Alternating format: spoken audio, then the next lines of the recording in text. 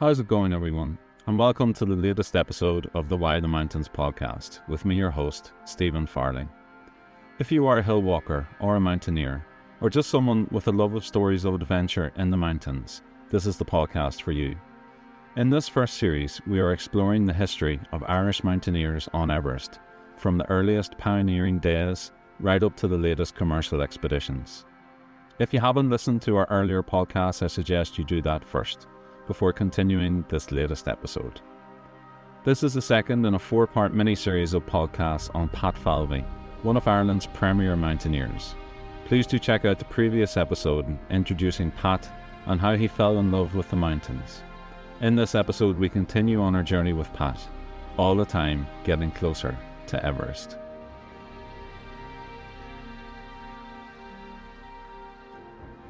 In the last episode, it becomes very clear that Pat is an ambitious man, and climbing Everest was in his sights from early on. But not everything was to go his way initially. The word came through that an Irish expedition to the north side of Everest, to be led by Dawson Stelfax from Belfast, was planned for 1993. Would there be a place for Pat on the team?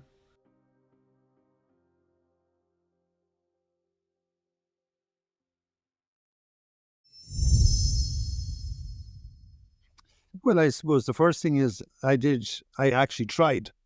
You can't fault me for trying. Yeah. So then I found out, right, okay, that Mick Murphy, who has been on a part of our Amid Blom expedition, was invited. And I understood the fact that you can't invite everybody. So I had accepted it, in the sense of not my turn, right? Yeah. But it didn't actually quench my dreams of going to Everest, so it just kept me in search. And so I was delighted, and I was all part of the euphoria that we were going to have a first Irish expedition heading for Everest. And became part of that celebratory mood. Mm-hmm. And just went on with my own life. In other words, it wasn't my turn. It didn't stop me, as I say, from searching. And I wasn't even searching, but I ended up in Scotland. And there were some friends of mine climbing, and I happened to get drunk one night, which would have been a good habit of mine of its day. The one thing I would say, our mountaineering history, with the lads down here, it was about fun, it was about excitement, it was about doing stuff. I was in Fort William one day, and this guy called Mark Miller said to me that they were thinking of going to Everest. And, I've been climbing with him. We did Tower Ridge and things like that. And for some reason, he said, we're looking for someone gregarious because we're putting an international team together. And would you be interested in coming? So you could imagine, where does this come? Serendipity happens. That's the one thing you put yourself out there saying, I want to do this, I want to do that, I want to do this. And I suppose after a couple of climbs, he could see that I could climb. And I was a good climber of its day, because coming down here, we used to climb on shit, so we could climb anything. Sandstone isn't the best thing to be climbing at, Howling Ridge, Primroses. And then he said, would I come to a meet? And I came to a meet, and that's where I got blown away, because now I was meeting with international climbers like Samacic Barbica, who became a mentor to me afterward, George Gutaf. There was some Finnish climbers and people from around the world, and big names. And here I was now, being mixed in among them. How I got there, it was just by being gregarious, singing, and then he said, would you like to come to Everest? Now, to me, it was as part of an international team. And at the time, it was about to break with the, what do they call it, the commercial international teams. And this was commercial international teams with experts on it. So it meant that I was so delighted. And the other thing is, because it was of its first in its day, it wasn't costing a lot of money. I think at the time it was £15,000, which is nothing. It was the national one, it was costing about 30,000, that they raise each to become a member. So it was a kind of a no-brainer.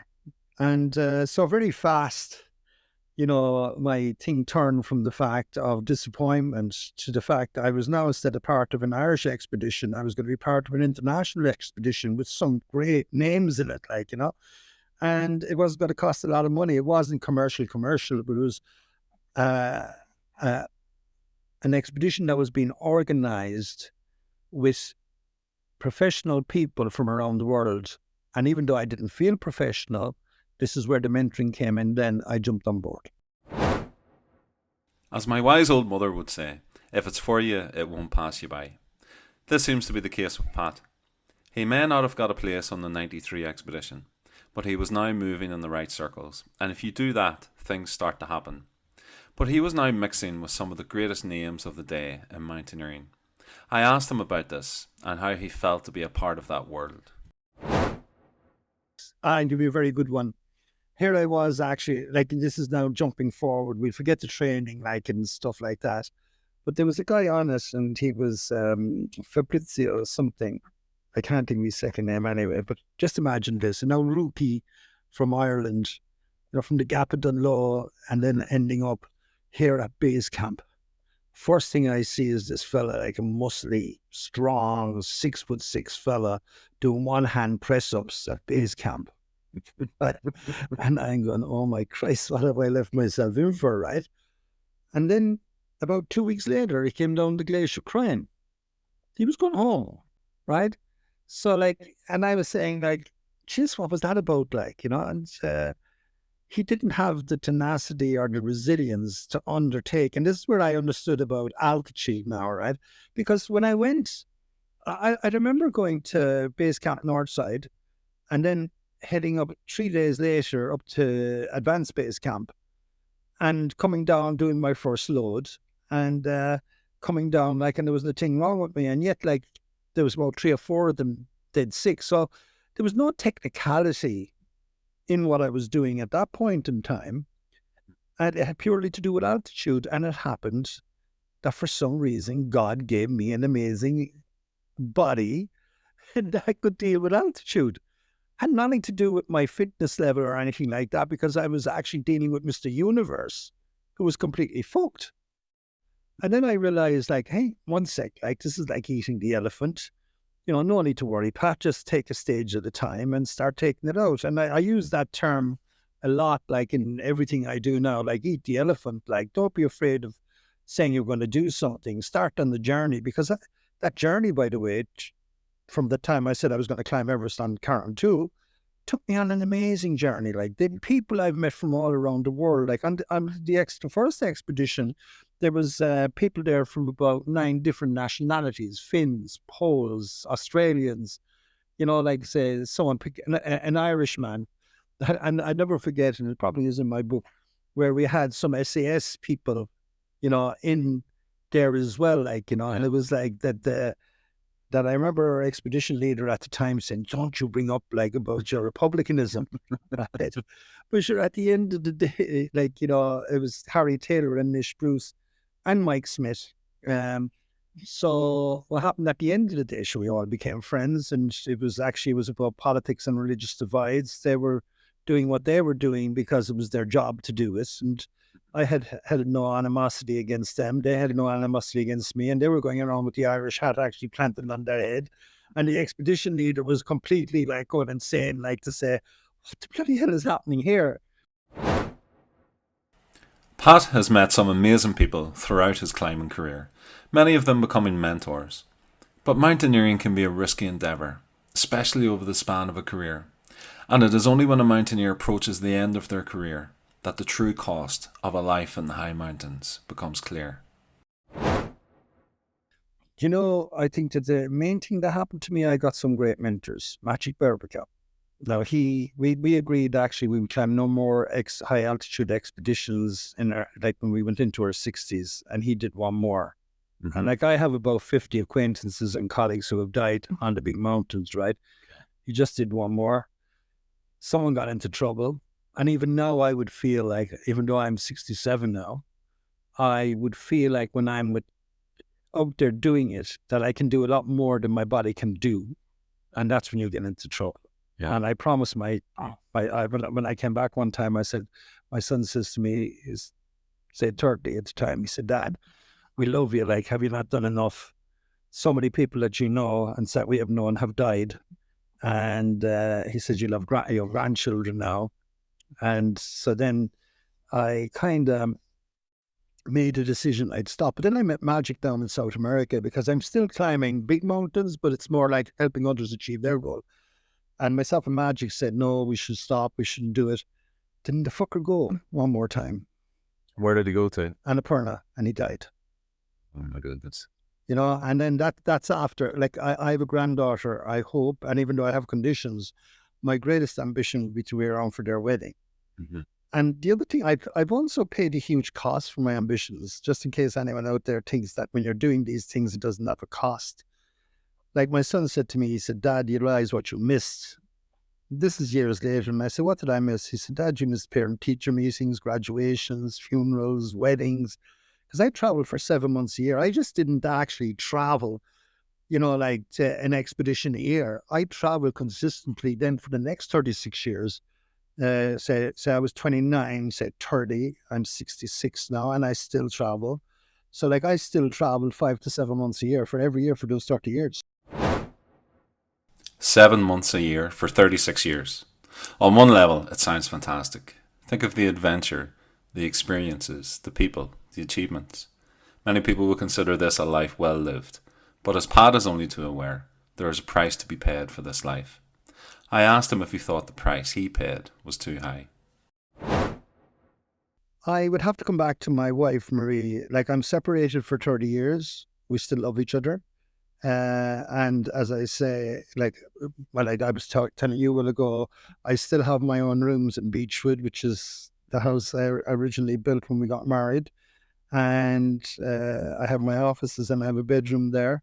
But she says to me, she said, Pat, you never have been the person you are now if you didn't do what you did and I was separate. Right? And then I realized that what happens throughout life, things happen, but you have to move on.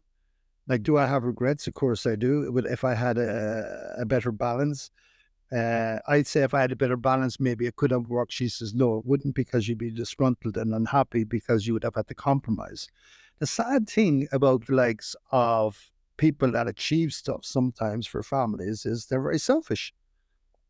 Mm-hmm. And in time, like, you know, be careful for what you wish for because you could get it, but be careful what you're going to cost. Like, I do a lot of stuff now, like on the mindset and goal setting and things like that. It's the first thing that I dig into is, you know, like, let's see what the cost is going to be.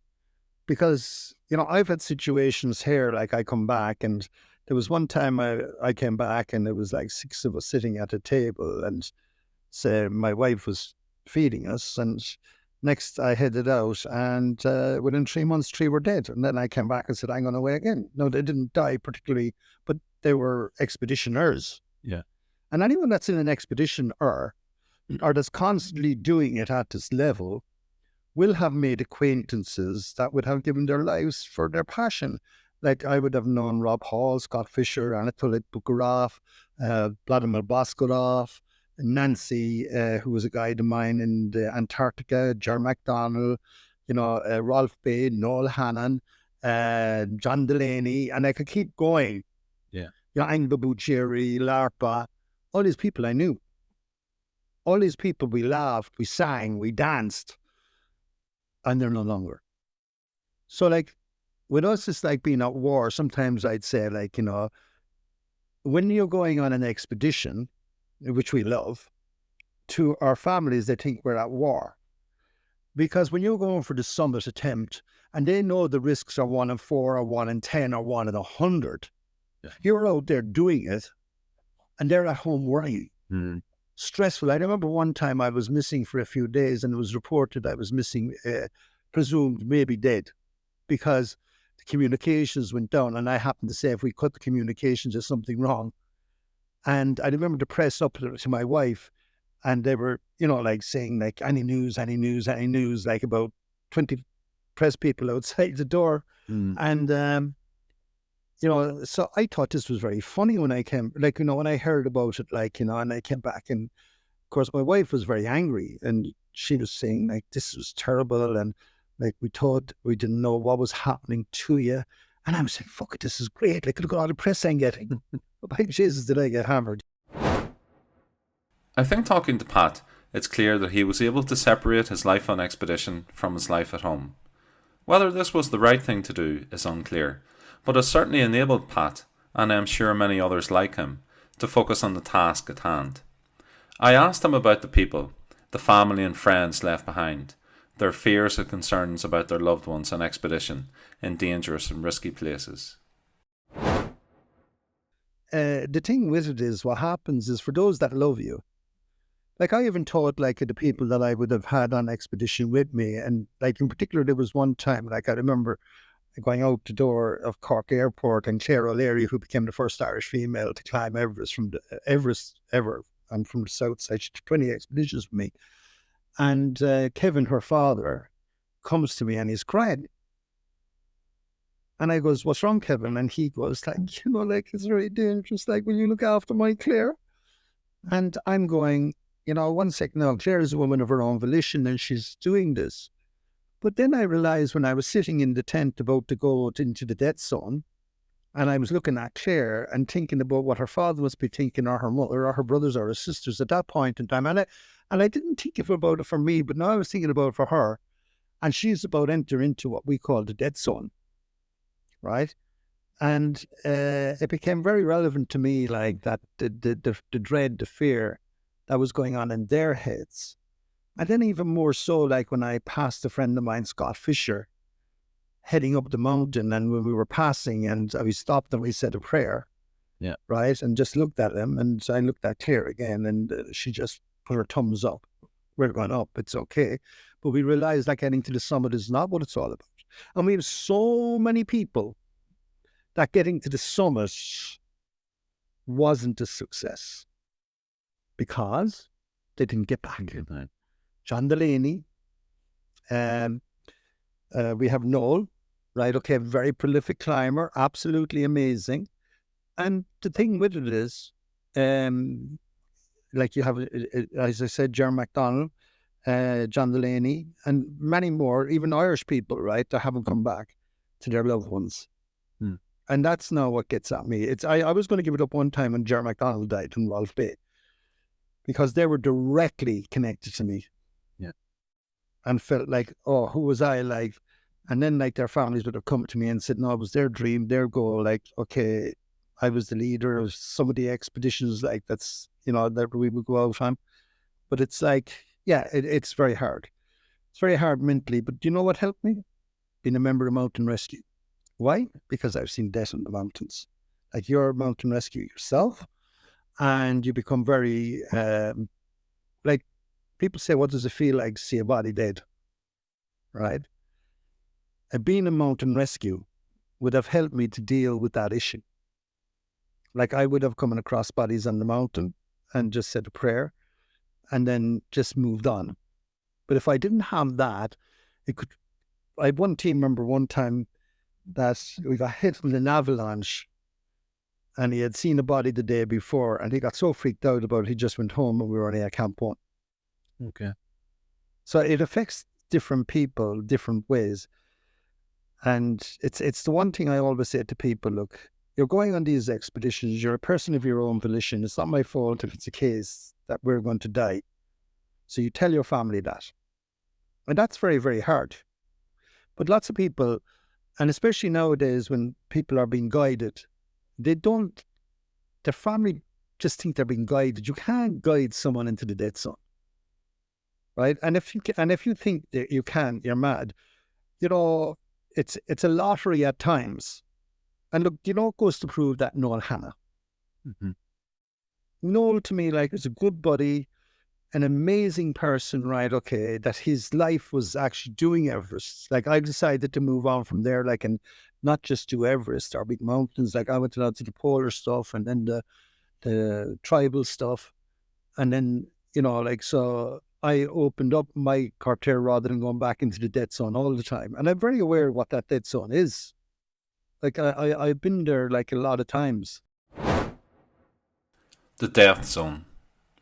Anyone who is a mountaineer or mountaineering enthusiast will understand what Pat means by the death zone. It is something only found on the highest mountains in the world, usually above 8,000 metres. A place where conditions can be extreme, and there is not enough oxygen to sustain life for more than a very short period of time. There is a high risk of mountaineers suffering from the effects of altitude sickness, including HAPE, high altitude pulmonary edema, and HACE, high altitude cerebral edema. Both can be fatal. The use of supplementary oxygen is one way to mitigate this risk, but only for a short time. Pat mentions a number of climbers who have lost their lives either in the death zone or at a very high altitude. Scott Fisher, an American mountaineer, owner of a trekking company called Mountain Madness, who died high up above the South Col on Mount Everest in 1996. Scott was one of 15 people who died on Everest that year, in events written about in many books and now made famous by the 2015 film Everest. He also mentions John Delaney, an Irish mountaineer from County Kildare who died on Everest in 2011, not too far from the summit. Noel Hanna was a mountaineer from County Down and one of the most successful Irish mountaineers ever, who died on Annapurna in 2023. A future episode will cover Noel's life in more detail. Ger MacDonald from County Limerick and Rolf Bay from Norway both died on K2 in separate avalanches high up on the mountain.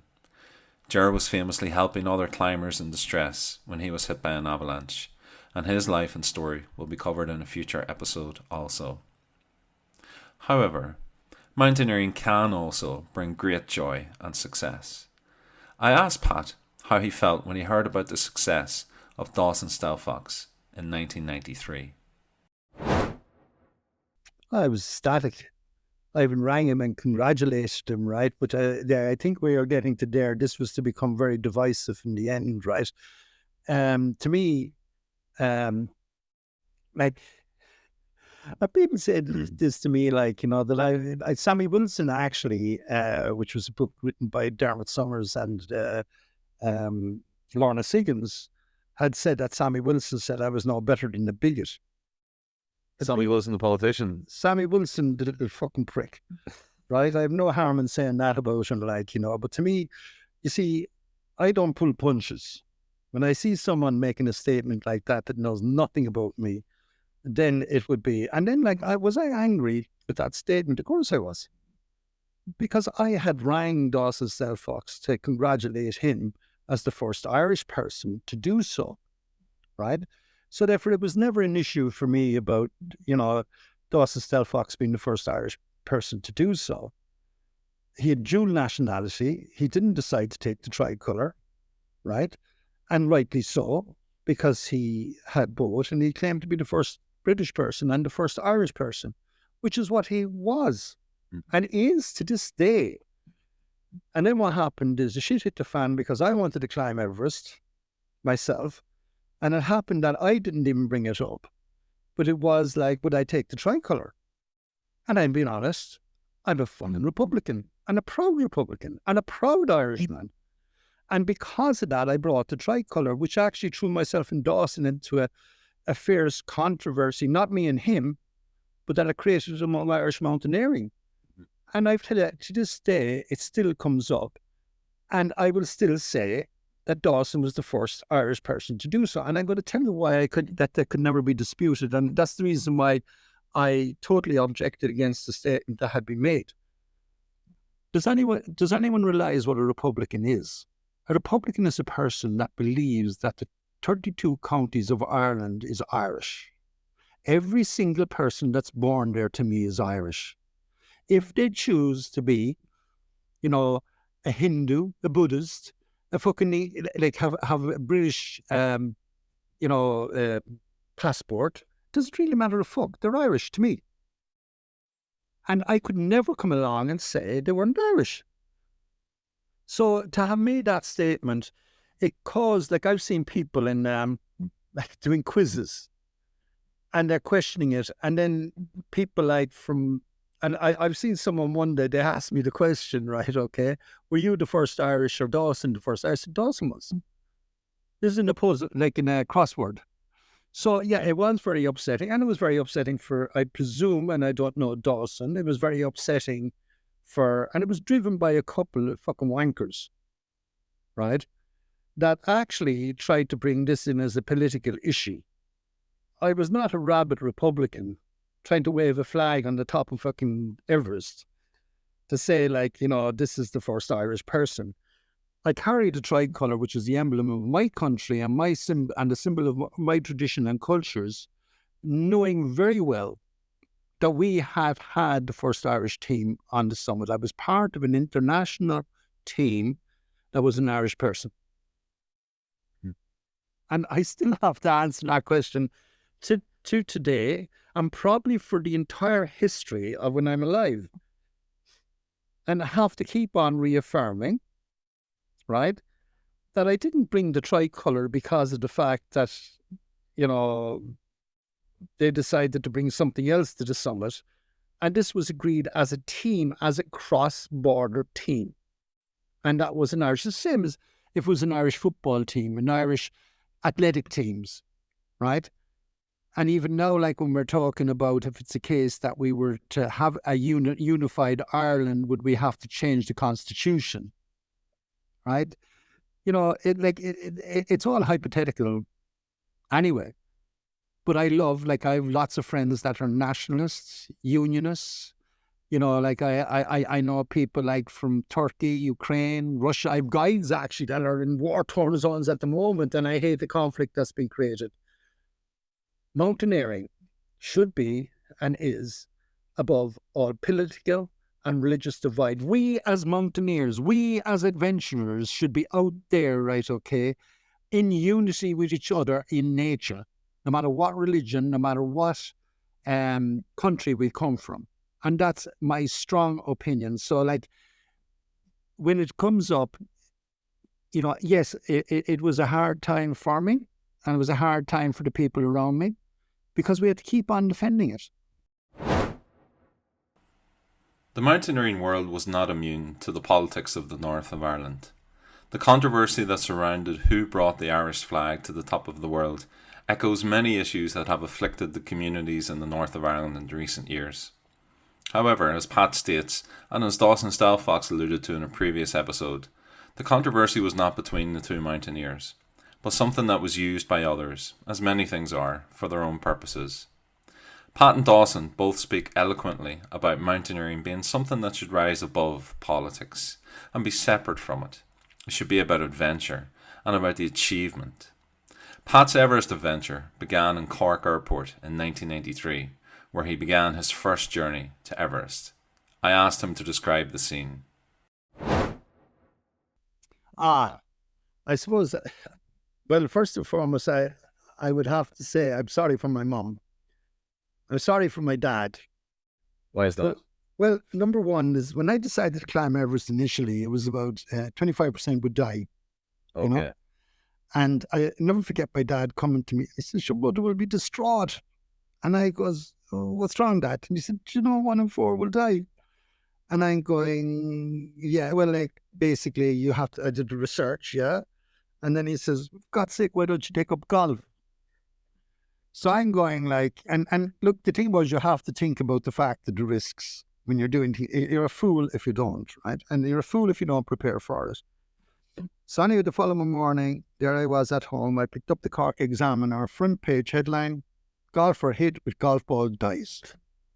So that actually took all of that out. But it didn't stop my mum or dad being worried for me. Like, you see, it's out there somewhere, Our Lady. Mum died, like, I brought Our Lady home here. It's a statue, and she's put a candle in front of us. From the time I'd go out, and like, remember, I was on expedition for 7 months a year around the world for 30 years. And even in my 60s, she'd have that candle lit in the Holy Spirit, and I'd have the Holy Spirit pinned on me. So it was very emotional. And it was emotional in a few instances, because when you're going out for 3 months and you're not too sure, like, it's your first time, how you're going to deal with it, you also know the risks. You also have a feeling you may not come back. You're a fool if you think like that.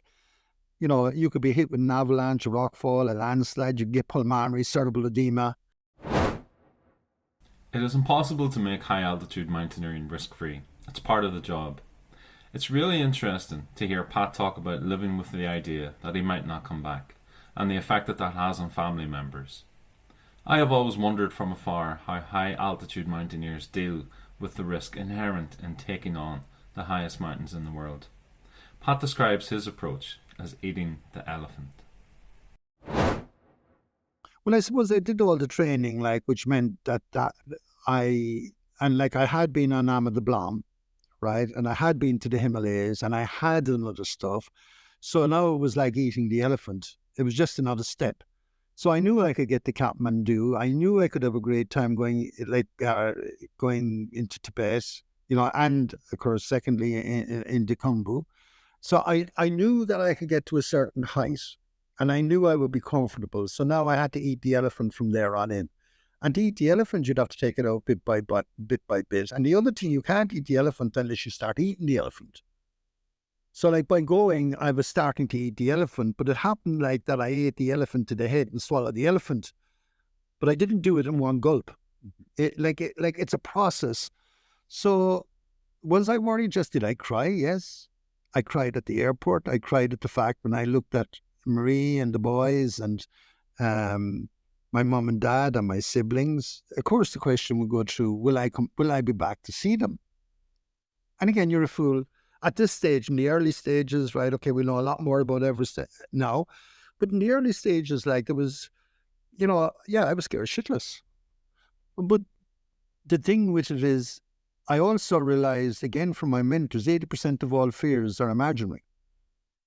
So, like, I didn't imagine, like, that the dangers was getting to Kathmandu. I didn't imagine the dangers, like, we're getting to base camp or Camp 1 or Camp 2. It was now like we're going to the death zone. So I parked it. And then, like, after I cried, thinking I may not see them again, just forgot it. I went out and enjoyed every single minute of that journey. Meeting the team. I remember the first time I met Norman Croucher, double amputee. And like, it's the funny stories really that makes actually expedition life amazing. So here I was with Norman and he was my partner.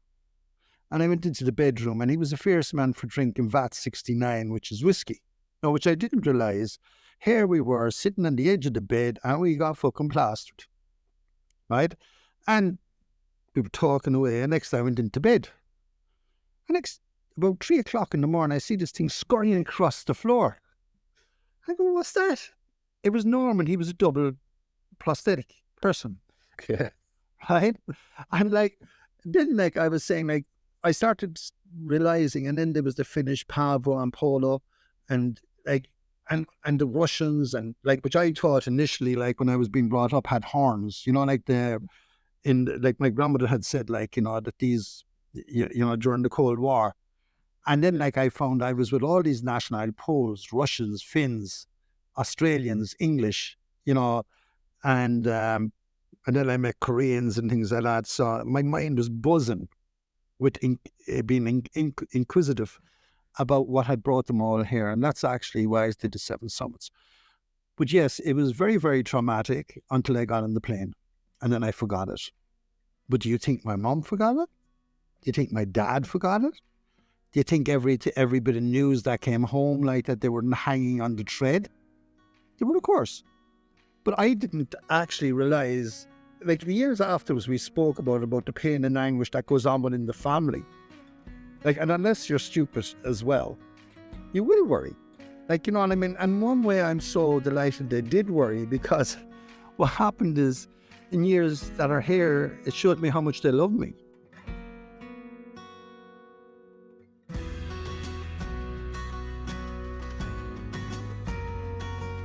Like many other mountaineers, I'm sure, Pat was keenly aware of the impact of his drive to climb the highest mountains in the world on family, but also, like many others, he showed that he can box it away when necessary and focus on the job in hand. I hope everyone has enjoyed this episode of Why the Mountains. Join me again next week, where we will hear from Pat about his efforts to summit Mount Everest, his return to the mountain leading other Irish mountaineers to fulfill their dreams of the summit, and much more. See you next week. Stay safe and stay cool.